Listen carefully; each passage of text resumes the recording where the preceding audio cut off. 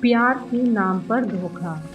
Facebook या YouTube पर मौजूद सभी महिलाएं एक बार यह दिल दहला देने वाली रियल कहानी जरूर सुने। सलोनी ने आज कई दिनों के बाद फेसबुक खोला था। एग्जाम के कारण उसने अपने स्मार्टफोन से दूरी बना रखी थी। फेसबुक ओपन हुआ तो उसने देखा कि 40-50 फ्रेंड रिक्वेस्ट पेंडिंग पड़ी थी।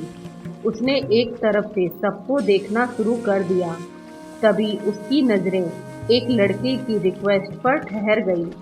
उसका नाम राज शर्मा था। वह लड़का बहुत स्मार्ट और हैंडसम दिख रहा था।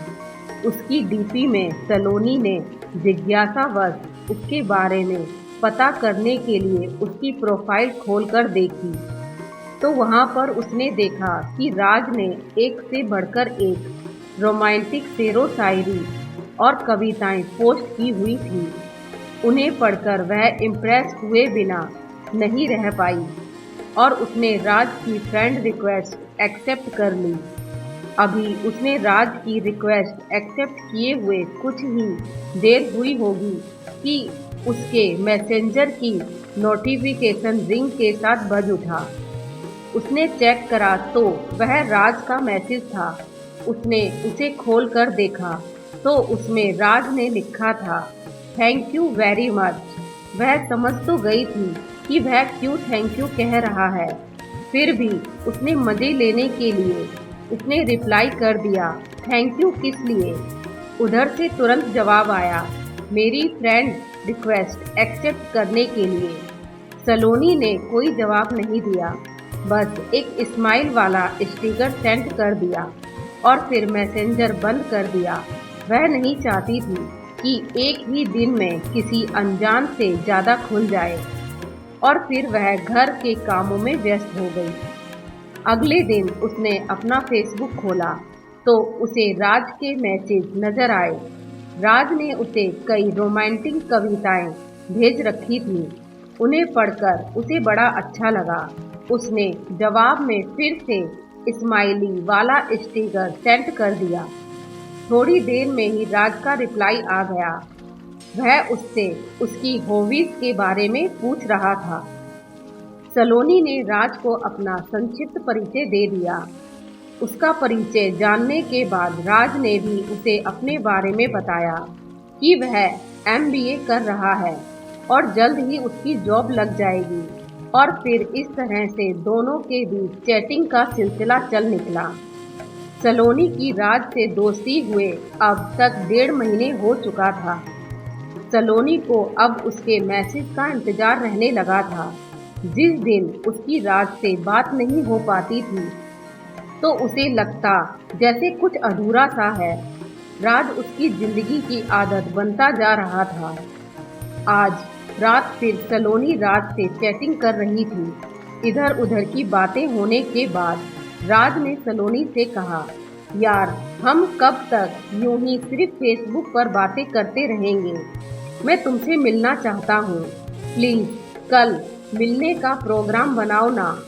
सलोनी खुद भी उससे मिलना चाहती थी और एक तरह से उसने उसके दिल की बात ही कह दी थी, लेकिन पता नहीं क्यों वह उससे मिलने से डर रही थी।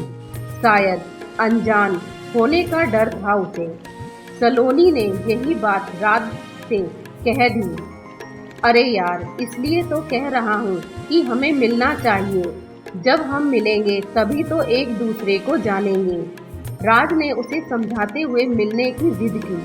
अच्छा ठीक है, बोलो कहाँ मिलना है, लेकिन मैं ज़्यादा देर नहीं रुकूंगी। सलोनी ने बड़ी मुश्किल से उसे हाँ की। ठीक है, तुम जितनी देर रुकना चाहो रुक जाना, राज ने अपनी खुशी छुपाते हुए उससे कहा। और फिर वह सलोनी को उस जगह के बारे में बताने लगा जहां उसे आना था। अगले दिन शाम को 5 बजे शहर के कोने में एक सुनसान जगह पर एक पार्क, जहां पर सिर्फ प्रेमी जोड़े ही जाना पसंद करते थे। शायद एकांत के कारण राज ने सलोनी को वहीं पर बुलाया था।